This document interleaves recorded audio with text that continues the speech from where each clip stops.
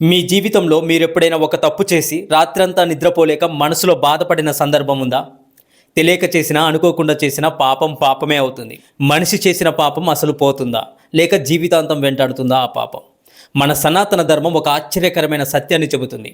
ఒక మనిషి నిజంగా పశ్చాత్తాపం చెందితే అతని పాపం కరిగిపోతుంది. కానీ ఎలా? ఏ పాపం క్షమించబడుతుంది? ఏ పాపానికి మాత్రం పరిహారం ఉండదు?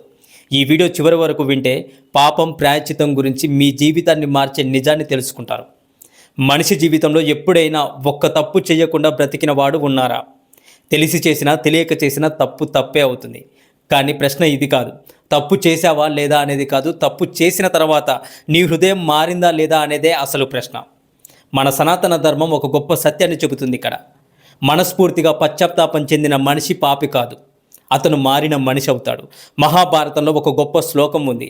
తెలియక చేసిన పాపాన్ని తలుచుకొని మనసులో బాధపడితే ఆ పాపంలో సగం కరిగిపోతుంది. మరి ఇంకో సగం ఎప్పుడు పోతుందో తెలుసా? ఇకపై ఈ తప్పు నేను చెయ్యను అని మనస్సాక్షిగా నిర్ణయం తీసుకున్నప్పుడు ఆ మిగిలిన సగం పాపం కూడా పోతుంది. మనిషి తప్పు చేయడం సహజం, కానీ తప్పు చేసి కూడా పశ్చాత్తాపం లేకపోవడం అదే నిజమైన పాపం, మహాపాపం. మన పురాణాలు ఒక గొప్ప మాటను చెబుతున్నాయి ఇక్కడ. ఒక మనిషి తన తప్పును గుర్తించి సిగ్గుతో తల వంచుకొని హృదయపూర్వకంగా బాధపడితే ఆ పాపం అక్కడికక్కడే పటాపంచలవుతుంది. దానినే మనం ప్రాయశ్చిత్తం అంటున్నాము. కానీ ఈ ప్రపంచంలో ఒక పాపం మాత్రం చాలా భయంకరమైనది మిత్రులారా. అదేంటో తెలుసా? తల్లిదండ్రులను బాధ పెట్టడం. తండ్రి, తల్లి, గురువు ఈ ముగ్గురు సంతోషంగా ఉంటే మన జీవితంలో చేయలేని కోట్ల తపస్సుల ఫలితం వస్తుంది. అందుకే శాస్త్రం చెబుతుంది, తల్లిదండ్రుల మాట వినేవాడికి దేవుడి దీవెనలు స్వయంగా వస్తాయి. మరొక విషయాన్ని గుర్తుంచుకోండి, ఇతరులకు నష్టం చేయడము, బలహీనులను బాధ పెట్టడము ఇది చిన్న తప్పులు కావు, ఇవి మహాపాపాలు. కానీ దేవుడు మనుషులను శిక్షించడానికి మాత్రమే కాదు, మార్చడానికి కూడా ఉన్నాడు ఇక్కడ. అందుకే శ్రీరామచంద్రుడు ఈ భూమిపై ఒక పవిత్రమైన శివలింగాన్ని స్థాపించారు. అదే రామేశ్వరంలోని రామలింగేశ్వర స్వామి. రాముడి కాలం నుంచి ఇప్పటి వరకు ఈ పవిత్రమైన క్షేత్రం లక్షలాది మంది భక్తుల పాపాలను కరిగిస్తుంది. ఒక నానుడి కూడా ఉంది, రామేశ్వరం వెళ్ళినా శనేశ్వరం వదలలేదని. అంటే మనిషి చేసిన పాపాలు ఎంత ఉన్నా రామేశ్వర దర్శనం అతని జీవితాన్ని పవిత్రం చేస్తుందని భక్తుల విశ్వాసం. ఆ శివలింగాన్ని ఒక్కసారి భక్తితో స్మరించినా చాలు, మనసులో ఉన్న భారాలు కరిగిపోతాయని చెబుతారు.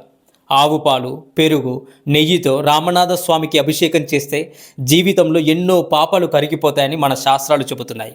కానీ చివరిగా ఒక నిజాన్ని గుర్తుపెట్టుకునే మిత్రులారా, దేవాలయాలు, పూజలు, ప్రాయచిత్తాలు ఇవన్నీ కేవలం ఎందుకో తెలుసా? మనిషి మళ్ళీ పాపం చేయకూడదని గుర్తు చేయడానికి. ఎందుకంటే ఈ ప్రపంచంలో అత్యంత పెద్ద పుణ్యం ఏంటో తెలుసా? ఇతరులకు నష్టం చేయకుండా ధర్మంగా జీవించడం. అలాంటి జీవితం గడిపినప్పుడే మనిషి జన్మ నిజంగా సార్థకమవుతుంది.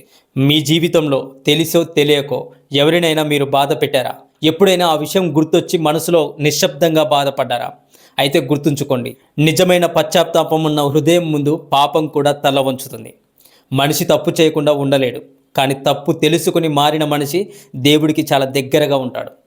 ఈ రోజు నుండి ఒక నిర్ణయం తీసుకుందాం, ఎవరిని బాధ పెట్టకుండా ధర్మంగా జీవిద్దాం. అప్పుడు మాత్రమే మనిషి జన్మ నిజంగా పవిత్రమవుతుంది మిత్రులారా. ఈ వీడియో మీ హృదయాన్ని కొంచెమైనా తాకితే ఈ వీడియోని వెంటనే లైక్ చేయండి. ఈ సత్యం మరికొందరికి చేరాలని మీకు అనిపిస్తే ఈ వీడియోని షేర్ చేయండి. మరియు కమెంట్స్లో ఒక్క మాట రాయండి, ధర్మంగా జీవిస్తాను అని. మీ ఒక్క కమెంట్ మీ జీవితానికి ఒక కొత్త ప్రారంభం కావచ్చు. ఓం నమః శివాయ. హరే కృష్ణ.